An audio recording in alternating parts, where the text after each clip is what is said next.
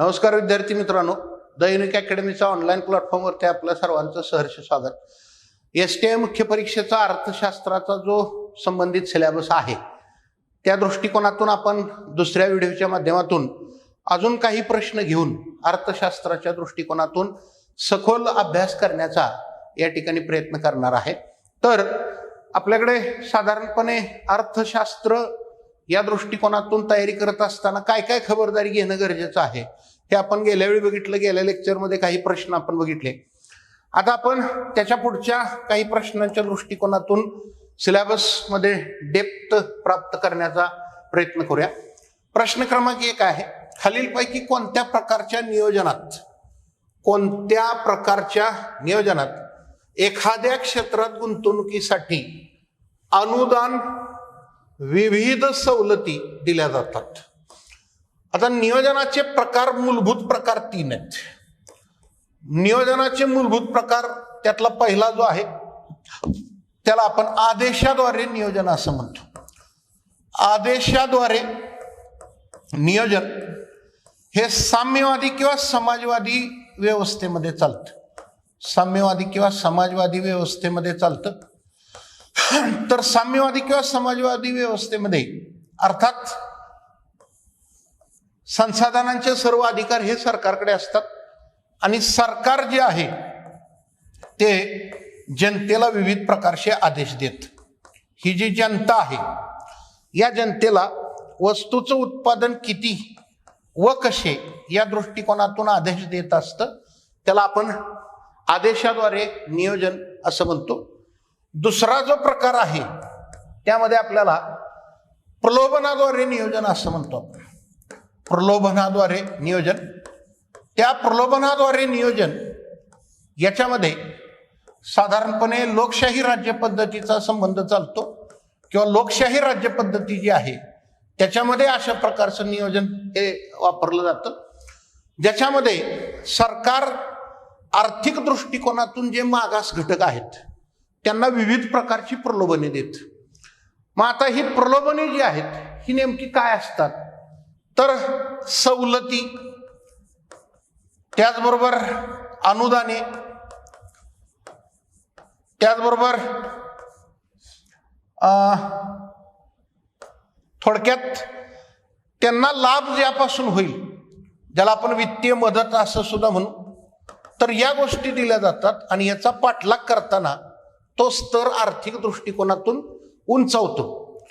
मग शेतकऱ्यांना मोफत बी बियाणे, खते, अवजारे, हमी भाव या सर्व ज्या गोष्टी आहेत त्या देऊन त्यांचा आर्थिक स्तर हे साधारणपणे उंचावण्यासाठी प्रयत्न केला जातो. त्याला आपण प्रलोभनाद्वारे नियोजन असं म्हणतो. अर्थात ह्याचं उत्तर हे प्रलोभनाद्वारे नियोजन असं आपल्याला दिसून येणार आहे.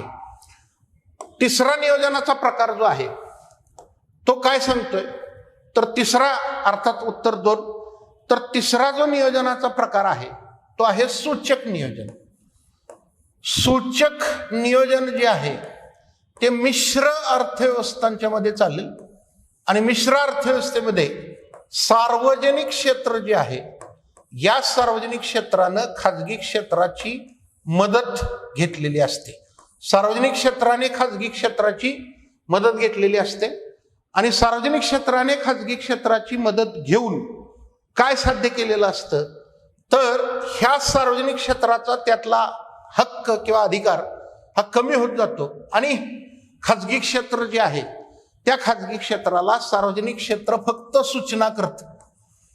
मग ह्या फक्त सूचना का असतात, तर त्यांनी साधारणपणे मोठ्या प्रमाणात गुंतवणूक करावं आणि आर्थिक विकास प्रक्रिया जी आहे तिचा वेग वाढावा याच्यासाठी सूचक नियोजन, ज्यालाच आपण खाजगीकरण, उदारीकरण आणि जागतिकीकरण असं म्हणतो, ही प्रक्रिया ही वेगवान व्हावी या दृष्टिकोनातून आपण त्या ठिकाणी काम करतो. त्याला सूचक नियोजन म्हणतो.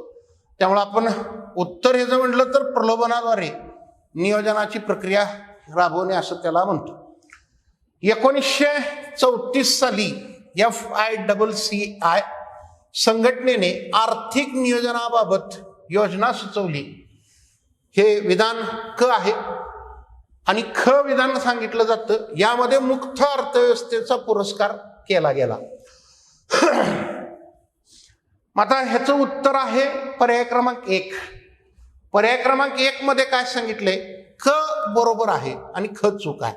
म्हणजे हे क बरोबर आहे, कारण मुक्त अर्थव्यवस्थेचा आपण लगेच स्वीकार केलेला आहे असं नाही, पण त्याचं महत्वाचं स्पष्टीकरण हे आपल्यासाठी उपयुक्त आहे. तर ते स्पष्टीकरण काय आहे, तर स्पष्टीकरण असं आहे की 1934 साली NR सरकार यांच्या अध्यक्षतेखाली साधारणपणे फिक्की संघटनेने एक राष्ट्रीय योजना सुचवली. यामध्ये मुक्त अर्थव्यवस्थेला विरोध झाला होता आणि केन्सवादाचा स्वीकार त्यांनी सुचवला होता. म्हणजे हे संबंधित आपल्याला लक्षात घ्यायला पाहिजे. त्यांनी खाजगीकरणाला सपोर्ट केला नव्हता, तर तो विरोध होता. ही बाब आपल्याला लक्षात घ्यावी लागेल. सो अशा पद्धतीचा प्रश्न विचारला जाऊ शकतो. पुढचा प्रश्न आहे, भारतीय नियोजनावर प्रभाव टाकणाऱ्या आर्थिक प्रतिमानाबाबत वाक्य किंवा योग्य वाक्य निवडा. तर ह्याच्यामध्ये असं आहे, हेरॉल्ड डोमर प्रतिमानात एकाच क्षेत्रावर जास्त भर देण्यात आला. उदाहरणार्थ कृषी क्षेत्र. ब्रह्मानंद वकील प्रतिमानात कामगार व उत्पादकता हे घटक विचारात घेतले. त्याचं स्पष्टीकरण काय सांगतंय, तर स्पष्टीकरण उत्तर त्याचं 3 नंबर आहे. 3 नंबर उत्तर काय सांगतंय बघा, तर हे दोन्हीही विधानं बरोबर आहेत. आता त्याचं स्पष्टीकरण काय आहे, तर हेरॉल्ड डोमर प्रतिमानाला वन सेक्टर प्रतिमान असं म्हटलं जातं किंवा इन्व्हेस्टमेंट मॉडेल असं सुद्धा त्याला म्हटलं जातं. या प्रतिमानावर केन्सचा हा प्रभाव होता आणि ब्रह्मानंद वकील प्रतिमानामध्ये कामगार व उत्पादकता या बाबींचा विचार केलेला होता. ब्रह्मानंद वकील यांना मजुरी वस्तू प्रतिमान असं सुद्धा म्हणतात. मजुरी वस्तू प्रतिमान असं सुद्धा त्याला म्हटलं जातं. तर मजुरी वस्तू प्रतिमान या दृष्टिकोनातून सुद्धा ब्रह्मानंद वकील यांचा रोल किंवा यांचा संबंध हा निश्चितपणे आपल्याला लक्षात घेणं गरजेचं आहे. पुढं नियोजन आयोगाने तयार केलेल्या आराखड्यात अंतिम मंजुरी पुढीलपैकी कोण देत असे. म्हणजे अर्थात सध्या नियोजन मंडळ नाहीये, त्या ठिकाणी नीती आयोगाची स्थापना झालेली आहे. तर त्याच्यासाठी अंतिम मंजुरी ही संसदेमार्फत दिली जात होती, पण त्यासाठी राष्ट्रीय विकास परिषदेची मान्यता असणं आवश्यक आहे. अंतिम मंजुरी ही कोण देणार, तर अंतिम मंजुरी ही संसद देणार. पर्याय क्रमांक 2 हे त्याचं उत्तर आहे, माफ करा, संसदेमार्फत. पण त्याला राष्ट्रीय विकास परिषदेची आराखडा मान्यता असं म्हणून आपण. तर आराखडा मान्यता जी आहे ही राष्ट्रीय विकास परिषदेची मिळेल आणि अंतिम मान्यता जी आहे ती अंतिम मान्यता ही संसदेमार्फत दिली जाईल. नो डाऊट अंतिम मान्यता ही संसदच देणार आहे. प्रश्न क्रमांक 5 ज्यामध्ये आपल्याला दिसते, पुढील गोष्टी विचारात घ्या आणि बरोबर विधान किंवा विधाने निवडा. भारताने नियोजनाबाबत आर्थिक विकास धोरण. तर आर्थिक विकास धोरण हे काय सांगते आणि त्याच्या आधारे आपल्याला पर्यायी उत्तर शोधायचं आहे. तर अचल भांडवलाच्या योगदानाला जास्त महत्व देणे. अर्थात हे महत्वपूर्ण विधान आहे, किंबहुना हे योग्य विधान आहे.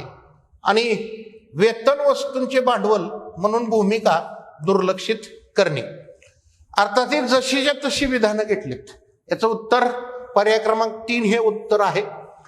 मजुरी वस्तू प्रतिमान असेल किंवा वेतन वस्तूंचे भांडवल म्हणून भूमिका दुर्लक्षित करते किंवा अचल भांडवलाच्या योगदानाला जास्त महत्व दिलं जातं, ही बाब विधानात्मक दृष्टिकोनातून आपल्याला उपयुक्त आहे. पुढीलपैकी बिनचूक विधान किंवा विधाने निवडा. भारतीय नियोजन हे भौतिक नियोजन आहे. प्रादेशिक नियोजन प्रादेशिक असमतोल वाढवते. भारतीय नियोजन हे सामाजिक नियोजन आहे. मग आता याचं उत्तर साधारणपणे पर्याय क्रमांक 2 म्हणजे अ आणि क. अ आणि क म्हणजे बरोबर, म्हणजे अ येणार आणि क येणार.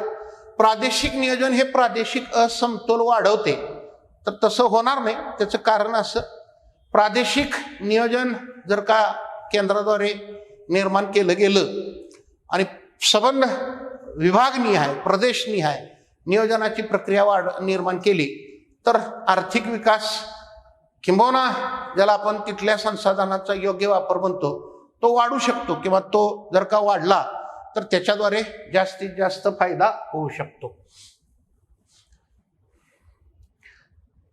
स्पष्टीकरण दिले. भारतीय नियोजन हे सामाजिक, भौतिक, सूचक आर्थिक नियोजन आहे. सामाजिक आहे, भौतिक आहे आणि सूचक आहे. प्रादेशिक नियोजन हे प्रादेशिक असमतोल कमी करण्यास मदत करते, तेच सांगितलं त्या पद्धतीनं. पुढचा प्रश्न आहे, योग्य जोडा लावा, ज्याच्यामध्ये आपल्याला साधारणपणे दुसरी पंचवार्षिक योजना, ही दुसरी पंचवार्षिक योजना अर्थात तिला इकडचा कुठला स्तंभ बसतोय तर जलद औद्योगिकीकरण निश्चितपणे बसल. त्यानंतर 10वी पंचवार्षिक योजना, 10वी पंचवार्षिक योजना ही जीवनमानाचा दर्जा उंचवणे अर्थात त्यासाठी होती. तिसरी पंचवार्षिक योजना ही अपयशी होती, पण ती आत्मनिर्भरतेच्या दृष्टिकोनातून निर्माण करण्यात आली होती. आणि चौथी पंचवार्षिक योजना हे दारिद्र्य निर्मूलन असा त्याचा संदर्भ येतो. पुढे जाऊन सिंचनाला सर्वोच्च प्राधान्य पहिल्या पंचवार्षिक योजनेत देण्यात आले. पहिल्या पंचवार्षिक योजनेत देण्यात आले सिंचनाला प्राधान्य. 10व्या योजनेचे उद्दिष्ट अर्थव्यवस्थेच्या वार्षिक वृद्धी दर 8% होते. अचूक नसलेली विधानं ओळखा, अचूक नसलेली विधान ओळखा. तर सिंचनाला सर्वोच्च प्राधान्य पहिल्या पंचवार्षिक योजनेत देण्यात आले, हे विधान साधारणपणे चुकीचं आहे. तर आणि दुसरं, 10व्या योजनेचे उद्दिष्ट अर्थव्यवस्थेचा वार्षिक वृद्धी दर 8% होते, हे साधारणपणे बरोबर आहे. पुढचा प्रश्न आहे, कोणत्या घटना दुरुस्तीद्वारे भारतात विकेंद्रीकृत नियोजनाला सुरुवात झाली? 73वी घटना दुरुस्ती. आणि या 73व्या घटना दुरुस्तीद्वारे आर्थिक विकेंद्रीकरण नियोजनाच्या दृष्टिकोनातून 243 ZD 243 ZD आणि 243 ZE हे साधारणपणे 2 कलम टाकली. 243 ZD हे जे कलम आहे त्या कलमाद्वारे जिल्हा नियोजन मंडळाची स्थापना करण्यात आली. जिल्हा नियोजन मंडळ आणि त्याच्याद्वारे व्यवस्था निर्माण करण्यात आली. आणि 243 ZE हे महानगर विकास समिती, महानगर विकास समिती या दृष्टिकोनातून काम करणार होतं.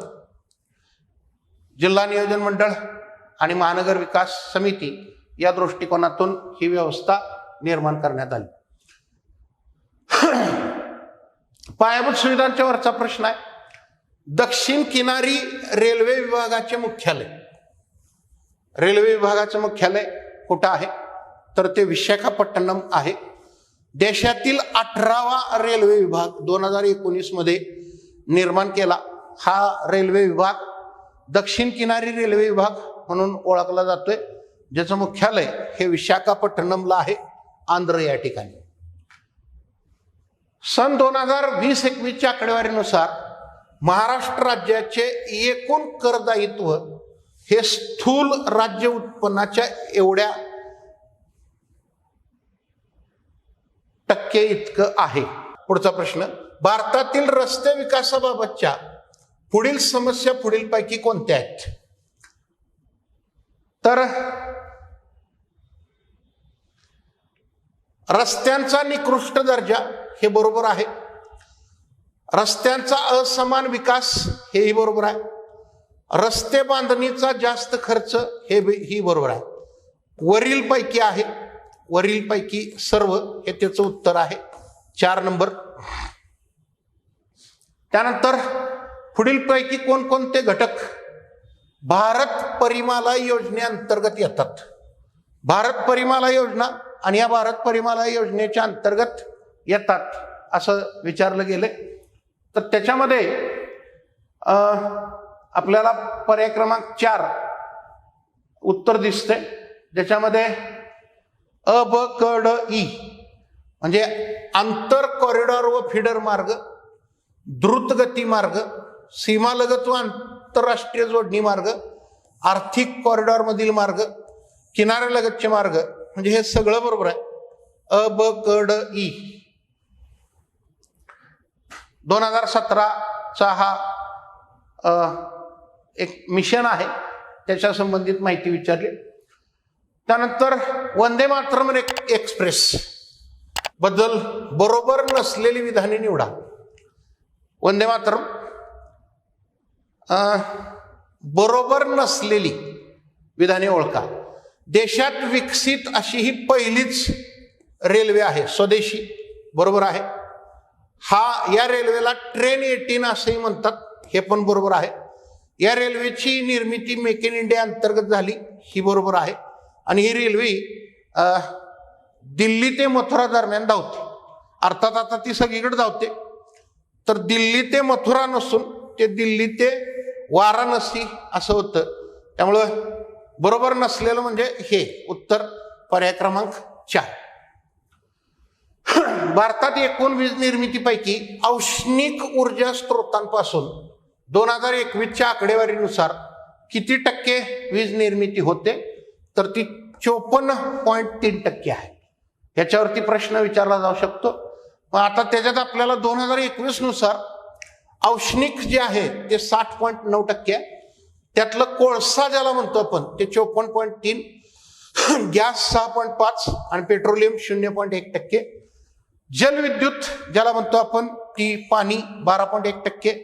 इतर जे आहे ते 25.2% आणि अणुऊर्जा जे आहे ते 1.8% असं आहे. प्रश्न क्रमांक 16 बरोबर विधान किंवा विधाने निवडा. 1950-51 मधील भारतातील रस्त्यांची लांबी ही 3.9 लाख किलोमीटर वरून 2019-20 मध्ये 62.15 लाख किलोमीटर इतकी झालेली आहे. नागरी व ग्रामीण पायाभूत सुविधेशी संबंधित भाग आहे. राष्ट्रीय पायाभूत पाईपलाईन योजनेत 22 क्षेत्रांचा समावेश करण्यात आलेला आहे.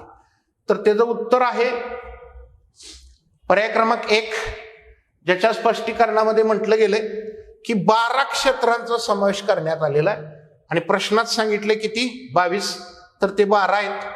त्यामुळं पर्याय क्रमांक अ हे बरोबर आहे.